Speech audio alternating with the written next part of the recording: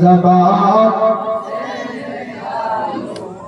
पाक नामे मोहम्मद हरदम ज़बान से निकालो शफ़े आला मोहम्मद।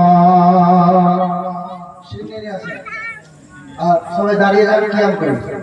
কিয়ামের পরে আল্লাহ তাআলা সম্পর্কে দু চারটি কথা বলবো, ফাতিহা পড়বো, বেশিক্ষণ সময় দেব না। কিয়াম করেন। ইয়া নবী সালাম আলাইকা ইয়া